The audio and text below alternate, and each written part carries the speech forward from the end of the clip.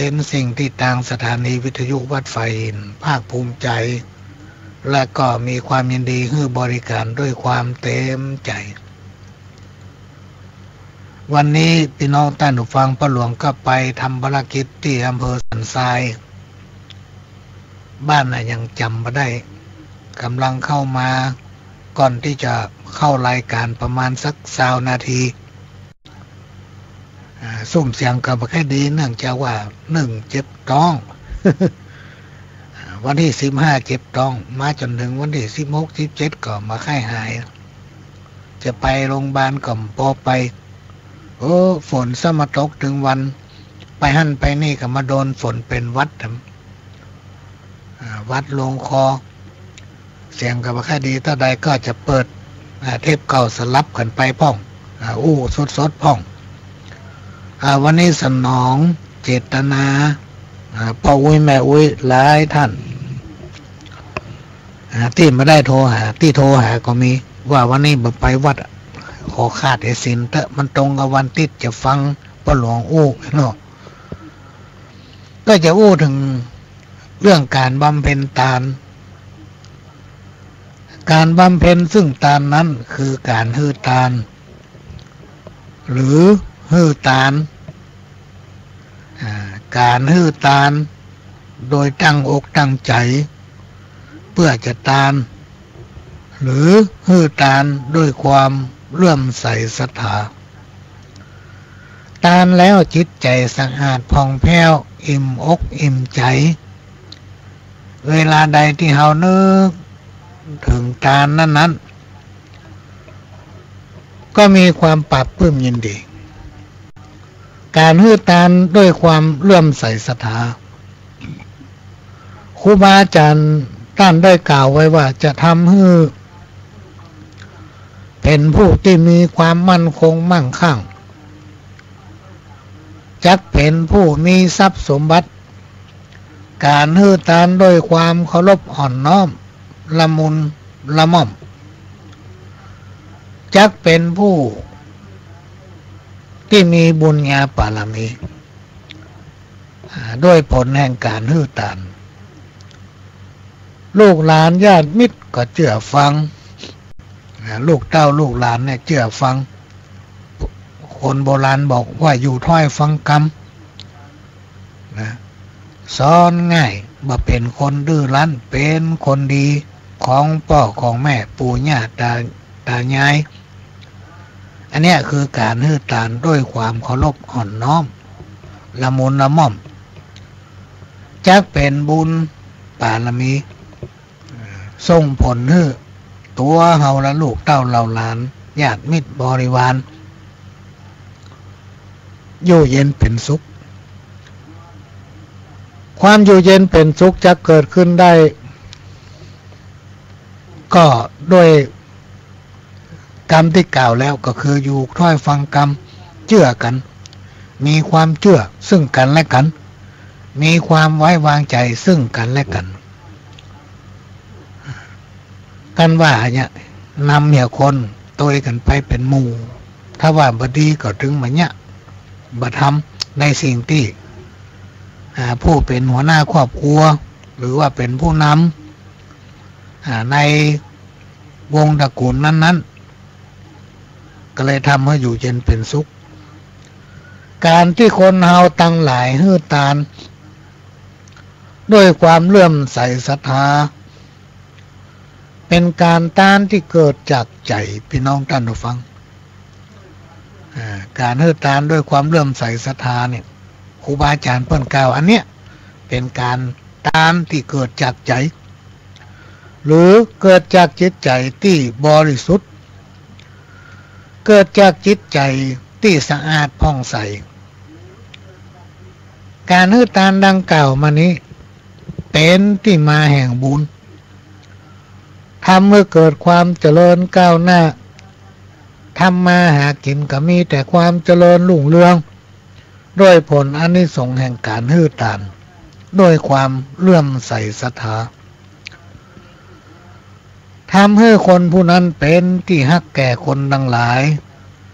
ถ้าเป็นผู้ใหญ่ก็เป็นผู้ที่น่าเคารพนับถือ คนเฮาตั้งหลายพี่น้องท่านผู้ฟังจะเนี่ยจะทำอะไรอย่างถ้าทำด้วยความตั้งใจแล้วย่อมจักบังเกิดผลหรือจะต้องมีผลตามมาเหมือนคำน้ำซึมทรายบักขาดมาแห้งบุญจักสำเร็จได้ด้วยการแสดงความชื่นชมยินดีในความดีของคนคนอื่นอย่างอีกก็ได้บุญเป็นต้นว่าหันเปิ้นทำบุญหันเปิ้นทำความดีก็อนุโมทนาสาธุสาธุอย่างอีกก็ได้บุญพี่น้องท่านผู้ฟังความเชื่อที่ลบหลู่ไปได้ฟังไว้ใจว่าใส่บาตรแบกหามพี่น้องท่านผู้ฟังสิ่งที่บรรพบุรุษปู่ย่าตายายของเฮาปฏิบัติสืบตามกันมาถึงสิ่งที่เป็นสิริมงคลเป็นต้นว่าการสะเดาะเคราะห์สืบชะตาปูจาโจกอันยังต่างๆวันนี้จะมาถึงการสะเดาะเคราะห์สืบชะตาในอดีตการเมื่อมาแล้วยังมีครอบครัวหนึ่งอยู่ด้วยกันอย่างมีความสุขสำราญฐานะก็พอมีกินพอกินพอใจในครอบครัวนี้มีบุตรอยู่คนหนึ่งอายุประมาณ6 ขวบ 6 ปีมีอยู่วันหนึ่งเวลาพบค่ำตอนเย็นใกล้ตะวันจะตกซึ่งเป็นกิจวัตรประจำวัน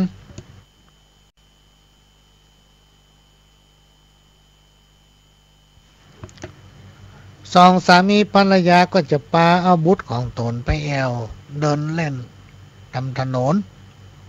รอบหมู่บ้านหรือว่าออกกำลังกายด้วยการเดินรอบถนนในหมู่บ้านรอบหมู่บ้านด้วยถนนซอยในขณะที่เดินผ่านหน้าบ้านป้าหมอดูคนหนึ่งเวลานั้นป้าหมอดูก็ว่างพอดีก็มานั่งรับลมเย็นๆอยู่ที่ระเบียงหน้าบ้านเมื่อหันคนถึง3เดินผ่านมาก็ห้องตักถามไปไหนกันมามาแวะกินน้ำบ้านป้าหมอก่อนฟังไปไหนกันมาแวะกินน้ำก่อนกินน้ำเย็นๆเห็นหรอเมื่อสองสามีภรรยาได้ยิน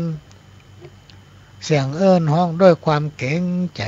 และด้วยความเคารพนับถือซึ่งป้าหมอคนนี้ไม่ใช่หมอธรรมดาพี่น้องท่านผู้ฟังเป็นที่เคารพนับถือของคนถึงเมืองการจะพบจะปะกับป้าหมอคนนี้ไม่ใช่เรื่องง่ายก็เลยพากันแวะและก็เดินขึ้นระเบียงไปสนทนา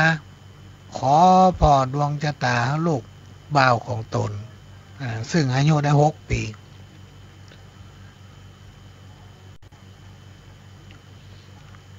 ขอให้ป้าหมอดูเกณฑ์ชะตาให้กำป้าหมอก็พ่อดวงชะตาให้ลูกชายได้จากพักหนึ่งป้าหมอก็ตักมาว่าลูกของเจ้าถึง2 คนจะมีข้อนักและอาจจะเสียชีวิตในแถม7 วันต่างหน้านี้ทำให้2 ผัวเมียตกใจพี่น้องท่านผู้ฟังกับพยายามขอให้ป้าหมอได้ทบทวนตำรับตำราพอหลายๆรอบก็ทักเหมือนเดิมจะพ่อกี่รอบก็ตักออกมาเหมือนเดิมว่าทำ7 วันไปหน้าจะต้องเสี่ยงอายุหรือว่าตายต่อมาวันที่7จวนจะเที่ยงวันพี่น้องท่านผู้ฟังก็มาหันเม่ยังเกิดขึ้น สองสามีภรรยาพยายามดูแลลูกของตนไม่ให้ขาดสายตาหลังจากนั้นเป็นเวลาช่วงบ่ายๆเย็นๆบุตรชายของตนก็เดินเล่นไปเล่นมาอยู่หน้าบ้านบ่มีอย่างมาโดนใจสองสามีภรรยาพ่อแล้วก็นั่งอยู่ระเบียงหน้าบ้านอากาศเย็นๆกันม้อยลับไปในขณะเดียวกันบุตรชายขณะที่เดินเล่นอยู่หน้าระเบียงจานหน้าบ้านพอหันพ่อแม่ม้อยลับไปก็ลงไปเดินเล่นตามหอยเกวียนที่ผ่านหน้าบ้านแล้วก็เดินตามหอยเกวียนห่างออกจากบ้านออกไปทำบักไก่ต้นใดในขณะที่เดินผ่านนาแปลงหนึ่งพบน้ำกำลังแห้งในเวลานั้นเขาก็หันป่าน้อยๆฟุ้งหนึ่งกำลังทุรนทุรายจะตายเพราะขาดน้ำอยู่ที่แจ่งคะนาเขาก็เลี้ยวพ่อไปตั้งซ้ายพ่อไปตั้งขวาหันกะโล่งบะเป้าหัวคนพี่น้องท่านผู้ฟังกะโล่งบะเป้าหัวคนนี่มันใหญ่เอาควบหัวเขาได้ เขาก็นำเอากะโล่งบะเป้าหัวคนมาตักเอาป่าถึงหมดเข้าใส่ในกะโล่งบะเป้าหัวคนแล้วก็นำเอาป่านั้นไปปล่อยยังแม่น้ำใกล้ๆข้างบ้านนั่นในขณะนั้นพี่น้องท่านผู้ฟังบนต้นไม้ไผ่บนต้นก็ไม้ไผ่ได้มีหมู่งูทั้งหลายต่างกับปากันฟังงูเหลิมอวดตัวเก่าว่าเราบรรดางูทั้งหลายเนี่ยบ่มีไผ่ที่จะมีพิษเหมือนเฮาเพราะว่าในสมัยนั้นพี่น้องท่านผู้ฟังทั้งหลายงูต่างๆนี่บ่ใช่มีพิษนะ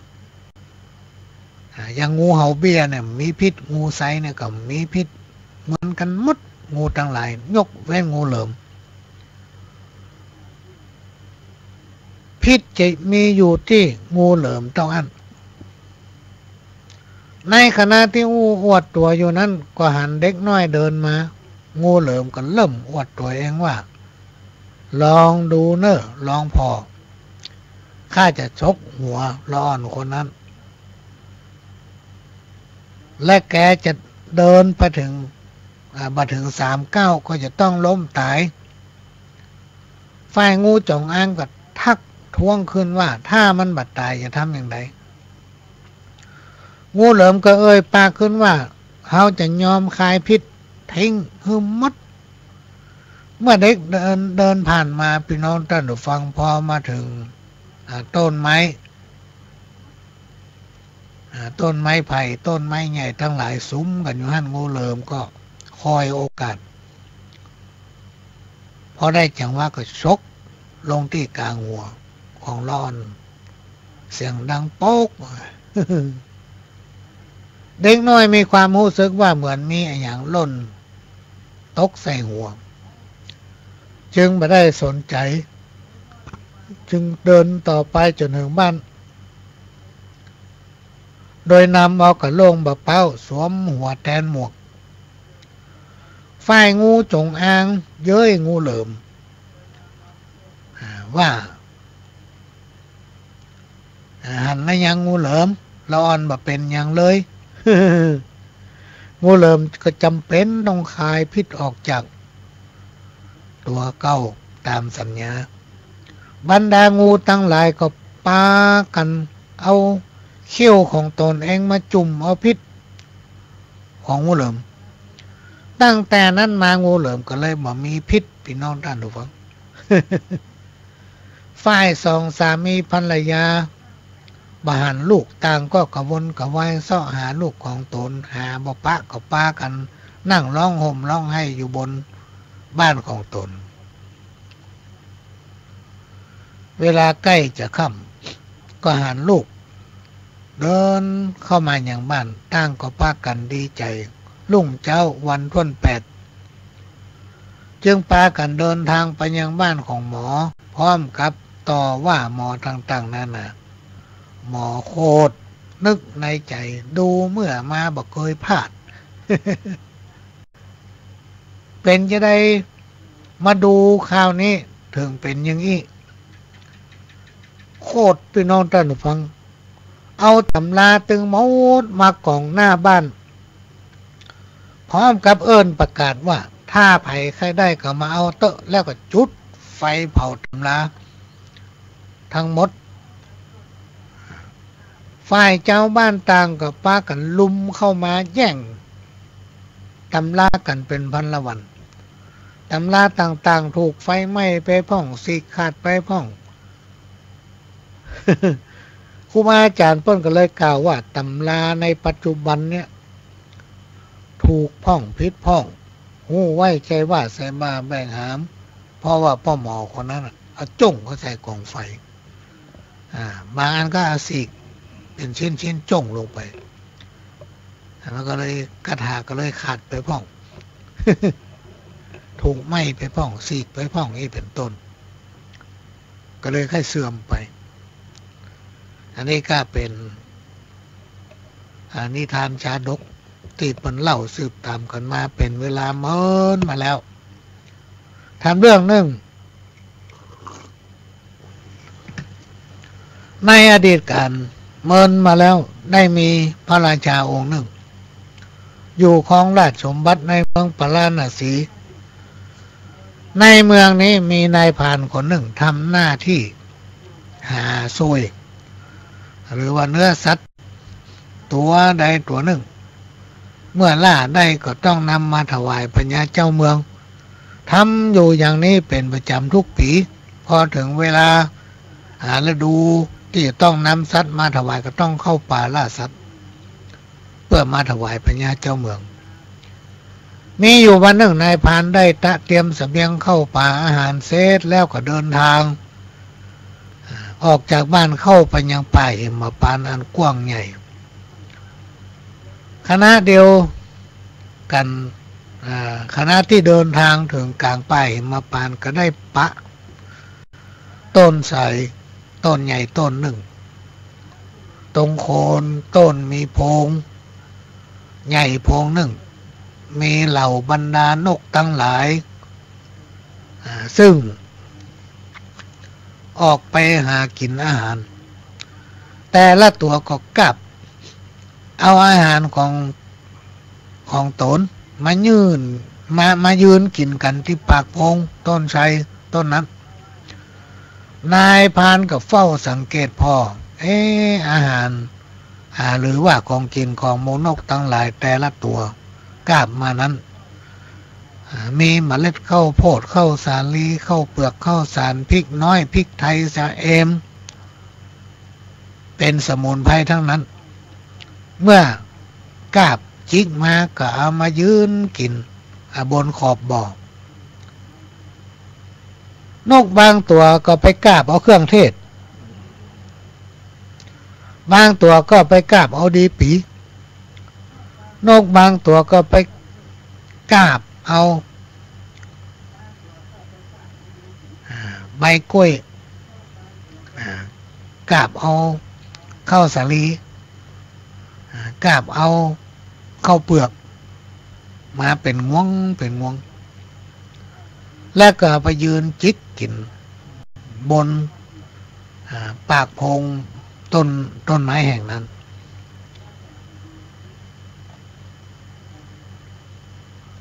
พืชพันธุ์ธัญญาหารเหล่านั้นเป็นเศษก็ตกลงไปสะสมในโพรง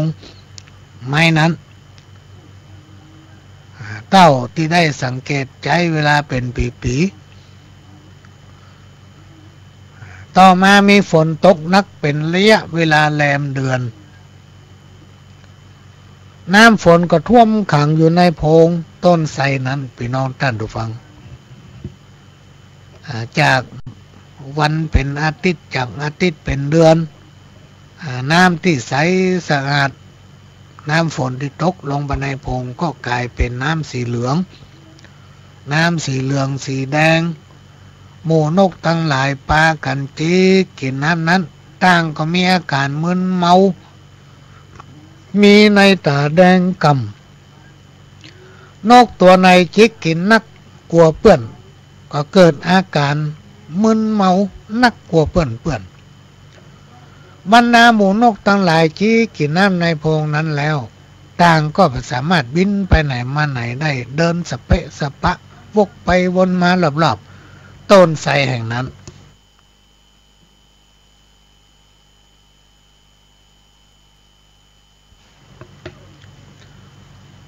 นายพรานก็มาเฝ้าพ่อหมูนกทั้งหลายอยู่เป็นหลายวันด้วยความสงสัยพี่น้องท่านฟังในขณะที่หมูนกทั้งหลายปากันเดินสเปะสปะอยู่นั้นนายพรานก็ย่องเข้าไปพอน้ำในโพรงซึ่งเป็นน้ำสีแดงๆขังอยู่เกือบจะล้นขอบบ่อโพรงของต้นไทรดูแล้วสะอาดมีกลิ่นหอมฉุนทั้งในหูว่าน้ำนั้นมันเป็นน้ำฝนที่ตกลงมาขังอยู่แต่มันเป็นอย่างใดถึงมาออกสีแดงมีกลิ่นหอมเมื่อหมูนกทั้งหลายปากันมาจิกกินถึงวันแล้วก็ปากันเมาบินบ่ได้เดินลุ่มลุกคุกคานตาแดงกำสักพักใหญ่ก็จิกกินแถมกินแล้วก็ปากันเมาบินไปไหนก็ไม่ได้ นึกสงสัยก็ลองเอามือแตะแล้วมาจิ้มพอพี่น้องท่านผู้ฟังรู้สึกว่ามีรสชาติอร่อยขมหวานกลมกล่อมและก็หอมจุ่มคอมีอาการเล่าร้อนลงไปในลำไส้จากนั้นก็หาใบไม้ทำควักตักกินไปก็รู้ว่ามันมึนเมาเสร็จแล้วก็รู้สึกว่ามีความเพลิดเพลินหม่อนอกหม่อนใจยิ่งดื่มก็ยิ่งติดใจจนเมาต้องนอนอยู่ที่นั่นเมื่อนอนหลับไปแล้วตื่นขึ้นมาหายเมาแล้วก็หาตัดไม้ไผ่มาทำเป็นบอกน้ำแล้วก็ตักเอาน้ำนั้นใส่ในบอกจนเต็มแล้วก็นำไปถวายพญาเจ้าเมืองพี่น้องท่านผู้ฟังเล่าเรื่องทั้งหมดที่ตนได้พบได้หันให้พญาเจ้าเมืองฟังเมื่อพญาเจ้าเมืองทราบแล้วก็ได้เรียกปุโรหิตหรือว่าเสนาอามาตย์มาจิ้มพอหรอเล่าเสนาอามาตย์ทั้งหลายก็ป้ากันมาจิบกินแล้วก็จิบกินไปเรื่อยๆแต่ละคนก็มีอาการมึนเมาเฮฮาสนั่นท้องพะโลงเมื่อพญาเจ้าเมืองหันหมู่เสนาอามาตย์ต่างคนต่างก็จิบกินแล้วก็เกิดอาการเมาไม้ต่างคนต่างกับป้ากันอู้จาแข่งก้าวห้าวหาญพญาเจ้าเมืองก็เลยลองจิบกินโดยพ่องเมื่อทรงดื่มแล้วมีความรู้สึกว่าแจ่มใสเพลิดเพลินผิดปกติเสร็จแล้วจึงร่วมกันตั้งชื่อน้ำนั้นว่าน้ำสุระแปลว่าหานก้าเมื่อผู้ใดได้ดื่มได้กินแล้วจิตใจจักห้าวหาญแก้วกล้าต่อมาก็ห้องชื่อน้ำเมานั้นว่าสุราเป็นสุราตั้งแต่เมื่ออันมาตั้งแต่เวลานั้นพญาเจ้าเมืองก็เลยมีคำสั่งให้นายพรานไปสังเกตพอยังพงต้นไทรว่าบรรดานกทั้งหลายนำเอาเศษอันอย่างพ่องมายืนจิกกินอยู่ตรงนั้นและมันหล่นลงไปอยู่ในโพรงเพื่อจะได้เก็บเอามาเป็นข้อมูลแล้วเก็บเอาเมล็ดพันธุ์พืชทั้งหลายเหล่านั้นที่นกนำมาจิกกินเอามาดองกับน้ำที่สะอาดใจดื่มกินเวลามีการมีงานต่อมาก็มีการปรุงจำหน่ายแรกก็ดีพี่น้องท่านผู้ฟังแต่ต่อมาจึงรู้ว่าการที่คนเฮาดื่มสุรายาดองนั้นเมื่อมึนเมาได้ที่มักเป็นเหตุทำให้ก่อการทะเลาะวิวาทต่างๆโทษของการดื่มสุรามีโทษนักย่อมเกิดความประมาทปราศจากความเคารพ บิดามารดาบอกเคารพในพระพุทธพระธรรมพระสงฆ์มักมีอุปนิสัยหยาบช้าต่างๆทำเมื่อเสียทรัพย์เสียสุขภาพทำเมื่อร่างกายทรุดโทรมต่อมาในสมัยพุทธกาลพระพุทธองค์ได้แสดงโทษของการดื่มสุราไว้หลายประการอาทิย่อมประทุษสลายบุปตีประหัตประหารซึ่งกันและกันและอาจทำเมื่อประสบอุบัติเหตุถึงแก่ชีวิตได้ทำเมื่อเสียทรัพย์ทำเมื่อเกิดการทะเลาะวิวาทบุปตีซกต่อยกันตลอดจนถึงการฆ่าฟันแทงกันทำเมื่อเกิดโรคเบาหวานต่างๆทำเมื่อถูกตำหนิติเตียนติสินนินทาทำเมื่อสติปัญญาเสื่อมสมองพิการกลายเป็นคนโง่เขาต่อมาจึงมีบทบัญญัติศีลขึ้นเพื่อเป็นพื้นฐานเพื่อนำปฏิบัติก็คือศีลถึง5 ข้อคนเฮาชอบเอาข้อศีลไปแปะยกตัวอย่างอาแปะและภรรยาไปทำบุญตุลุงบอกว่ารักษาศีล 5 ศีล 8เอ้ยกลับถึงบ้านมีอย่างเอาไปขายมดพี่น้องท่านผู้ฟังขนไปขายมดรวบรวมสตังค์ได้เอาไปซื้อหวย58ตกทำวันมาเจ้าหิ้วครัวมาทำบะลุงบะลังตุลุงสงสัยผู้แปะกับเมียมันนี่บอกเคยกินเคยทานสักเตือกผู้แปะกับอาซิมนี่เป็นห้องกู้ปัญหาเนาะไม่ใช่กินไม่ใช่ทานแล้วมีแต่วาเนี่ยมาทานเขาบอกรักษาศีล 5 ศีล 8วันนี้ปิกมามละเจิญนะแปะเจิญเป็นจะได้ฮะแต่ว่าก็มาตันวันนี้มาทำแล้วก็ตะวาหน้ากาติดตุลงฮือเลขเดะเฮาอะว่า5 กับ 8กักไปถึงบ้างมีอะไรว่าขายหมกเอาไปซื้อ58เต็งเลยโลวังนี้ว่าก็เลยมาขอบคุณโลเอาของกินของตันมาตัวลุงบอกว่ากลางภาษาเนี่ยคือรักษาศีล 5 ศีล 8นี่เนาะเล่นในว่าแตงหวยถูกหวยครอบครัวมาตามตัวลุงหาว่ามาขอบคุณ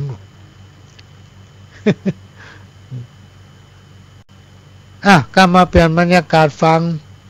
เทปเก่าสักกรรมก็เดี๋ยวก็มาปะกันใหม่เจิญครับมาฟังกรรมข้าวพี่น้องท่านผู้ฟังบุญปาละพระโพธิตามีเท่าใดจะฟังเนอลูกเต้าบุญตามโน้นเรือหัวทางเก้าเป็นสัตว์บังเงาลมพัก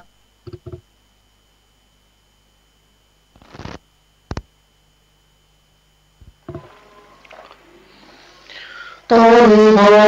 สไลกิ่งใบมีนกหนูยอมเข้าไปนอนคุณพ่อ21คุณแม่12ปีตามาดอนเป็นพระผู้สร้างถ้าเลคุณเขายกเอามาอ้างสุดจะประมาณอ่านคิดพ่อยอมมอบกายถวายชีวิตอยู่กับแม่เจ้ามารดามีภรรยารัก บุติบุตาต่อไปนี้นะป่อจักขอสู้ภาระตั้งหลายป่อจักกอบกู้จำเป็นแลดูสะปะการอยู่การกินนี่สินฐานะตั้งแต่สร้างบ้านจานก่อนลาเดิกลูกเจ้าฮิเข้าหอมของเหือปอดไหลน้องบ่มีบางเอือน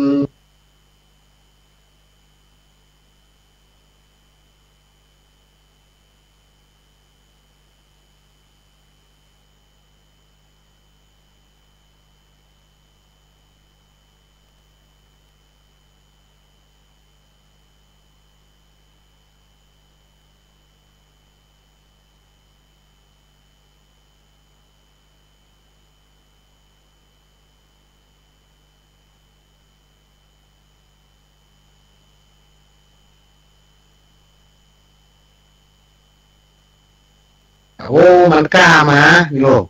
มันกล้ามาหาเฮาก็ต้องฮื้อมันกล้าหลวงพ่อเพิ่นว่า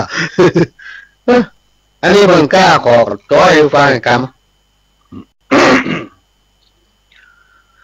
บูตาเอ่ยดูแลลูกนักมาตุงควางสัตว์พ่อแม่ปิตามาสัวตุมลาพ่อแม่สองเท่าปอบออินดูตากาลูกเต้าบอกกึดหาบุญคุณแม่เลี้ยงเกิดมาเป็นคนกายเป็นหมอดเมียงมาจะตอบตามึงกู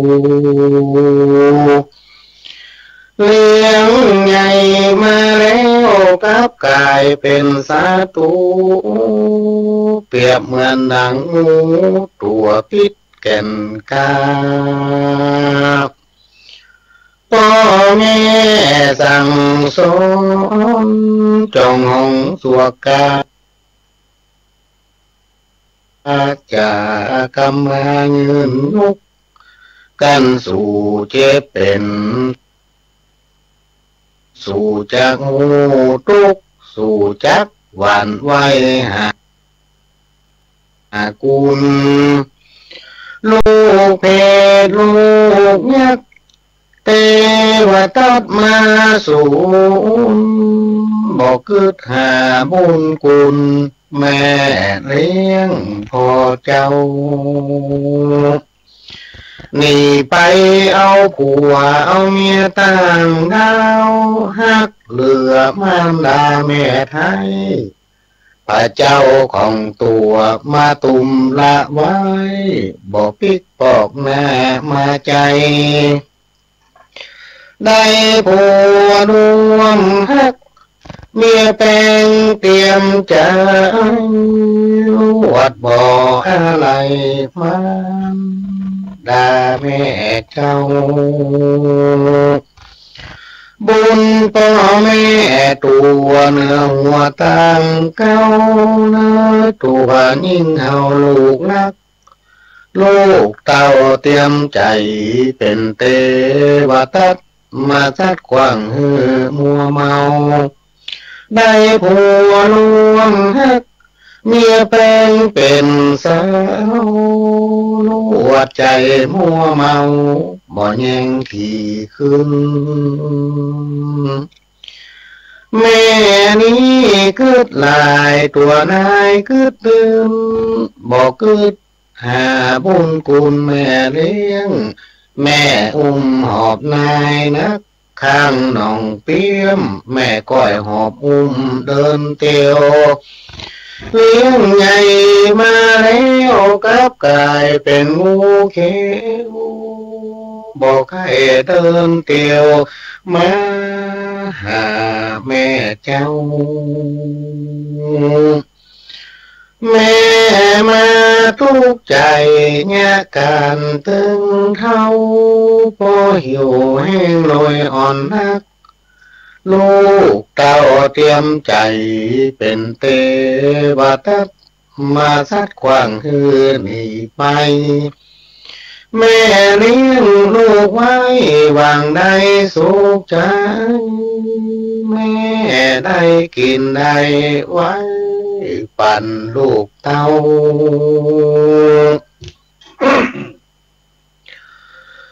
มาเดี๋ยวนี้เฮ้ย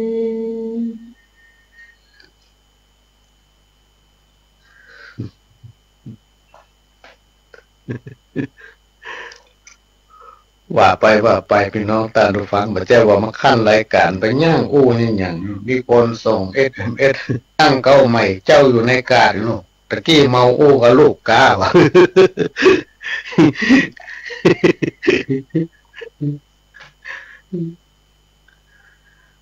พระเจ้าของตัวมาตุมละไว้บอกปิกปอกหน้ามาใจได้ผัวรวมฮักเมียเป็นเตรียมใจลูกหัดบ่อะไรมันด่าแม่เจ้า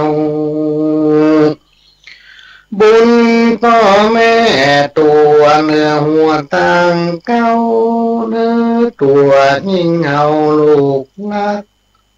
ลูกเต้าเตรียมใจเป็นเตวทัตมาสัดกว้างเหือมัวเมาได้ผัวรวมฮักเมียเป็นสาวลวดใจมัวเมาบ่แยงที่ขึ้น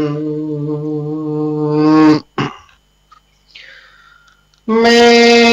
นี้คืดลายตัวนายคืดตื่นบ่คืดหาบุญคุณแม่เลี้ยงแม่อุ้มหอบนายนักข้างหนองเปียมแม่ก้อยหอบอุ้มเดินเตียวเลี้ยงใหญ่มาแล้วกับกลายเป็นงูเขียวบอกให้เดินเตียวมาหาแม่เจ้าแม่มาตุกใจเนี่ยการตึงเท้าพอหิวแห้งหน่อยอ่อนนักลูกเต้าเตรียมใจเป็นเตวทัตมาทัดกว้างเฮือหนีไปแม่เลี้ยงลูกไว้หวังได้สุขใจแม่ได้กินได้ไว้ปั่นลูกเต้ามาเตียวนี้เฮ้ยบ่มีไผเฝ้ามาสวดตุ้มลาแม่ไว้น้อยอกมองใจกับเจ้าลูกไทยแม่นั่งสีตาให้ถึงวันเกิดหอดแม่เลี้ยงลูกเต้าจอมความแม่หวังสุขบานปล่อยทุกโศกเศร้าแม่หวังกินแห้งซ้ำกายเป็นเจ้าบ่หูนักเบาถอยจ้าหวังขึ้นสวรรค์อินพรหมจันทร์ฟ้าซ้ำบ่มหญ้าเปิดดินแม่เลี้ยงชีวิตอินทรีย์หากินเลี้ยงลูกใจยิ่งเต็กขานุ่มน้อยบ่ใจแข็งจ่าเนื้อนายน้องน้อยตามก็มีบอกทักเฮือจำใส่ใจเนื้อเจ้าลูกรักเหมือนกันจู้ผู้ยิ่งใจ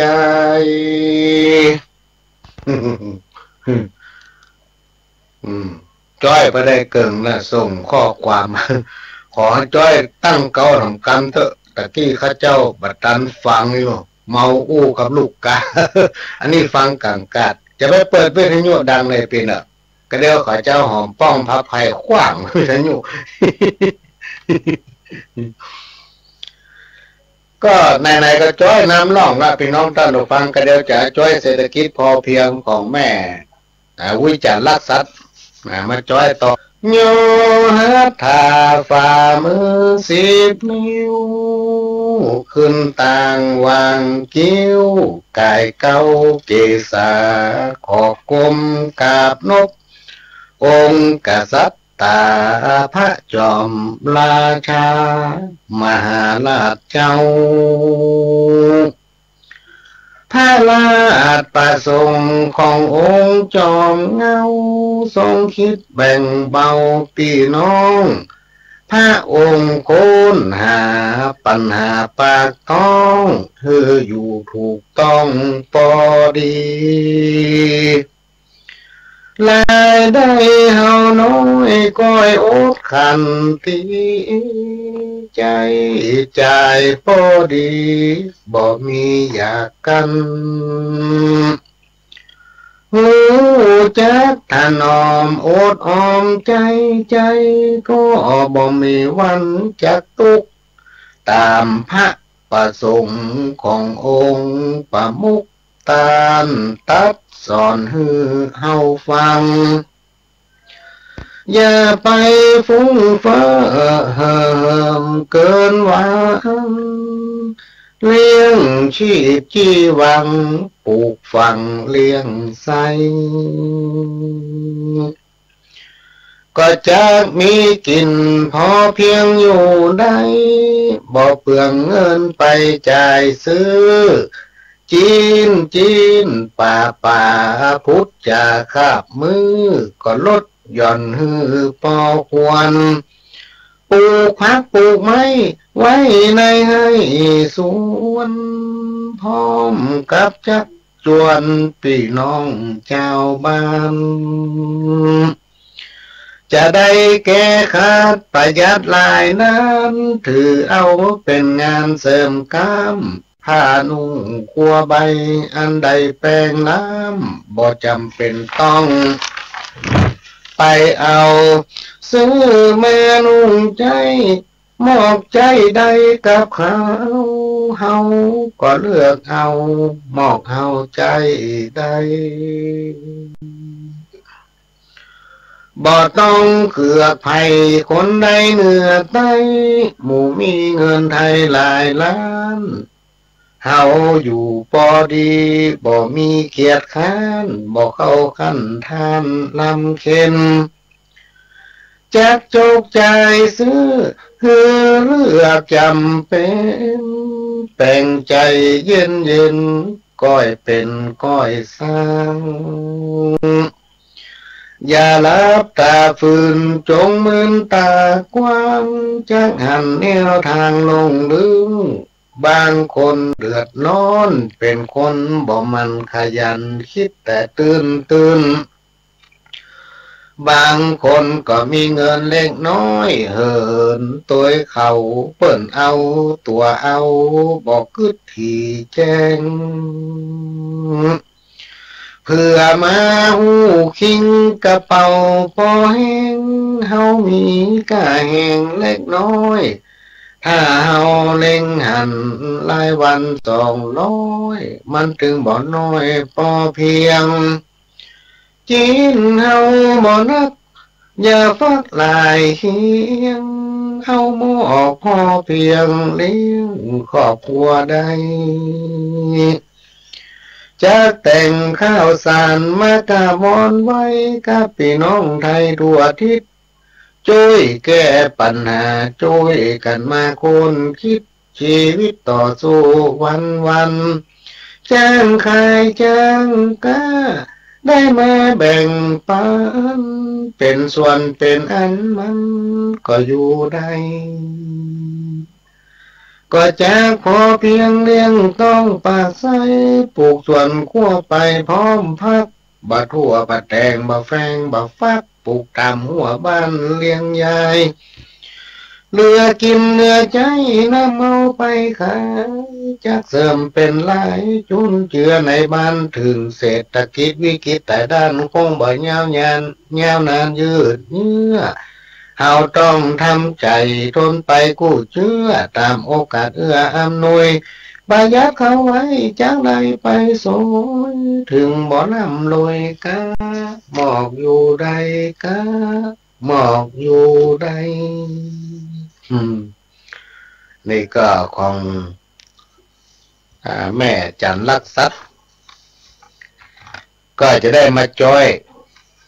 ให้พี่น้องตั้งหลายฟังออกรายการสดๆต่างสถานีวิทยุพระพุทธศาสนาแห่งชาติและสังคมขึ้นเพื่อการศึกษาพระพุทธศาสนาและวัฒนธรรม104.50 เมกะเฮิรตซ์วัดไฟหิน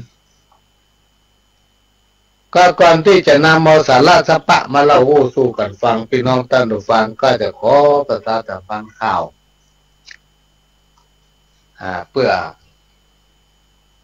บอกบุญพี่น้องท่านผู้ฟัง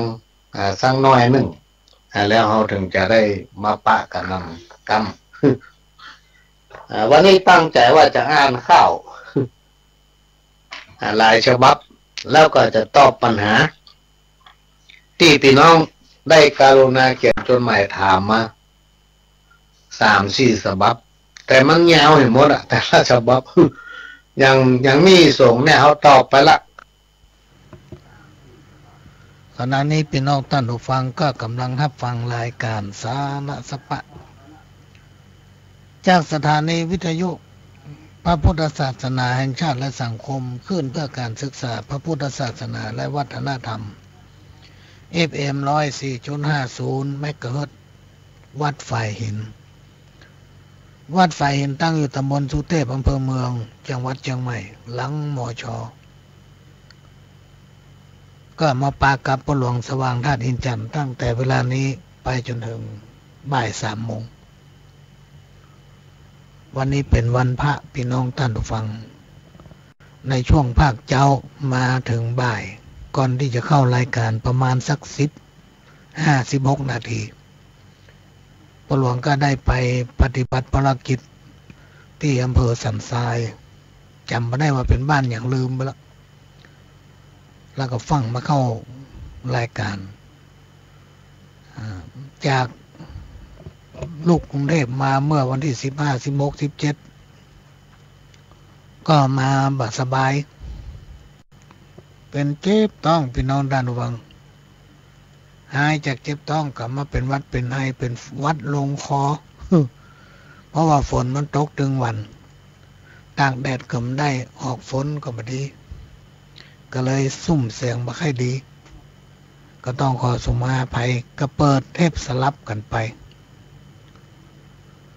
ก็วันนี้จะนำเอาเรื่องวัฒนธรรมมาฟังตามคำขอว่าวันติดวันนี้เป็นวันพระรอนลูกหลานอยู่บ้านกันเป็นส่วนนักแล้วเขาก็ฟังรายการพระหลวงเขาใครได้ยินคำว่าเก่าใครได้ยินคำว่าวัฒนธรรมประเพณีขอพระหลวงเราอ่อนฟังอีแม่สละบอกไปวัดเพราะว่าเราอ่อนมาอยู่กันที่บ้านนี่6-7 คนก็จะฟังตัวเนาะเพราะว่าแม่เขาฟังวันนี้แม่เลยไปวัดลาวัดเหวันเนาะก็ตอนนี้ก็นั่งรับฟังอยู่เสียดายเสียงมาแค่ดีวัฒนธรรมก็คือความเจริญงอกงาม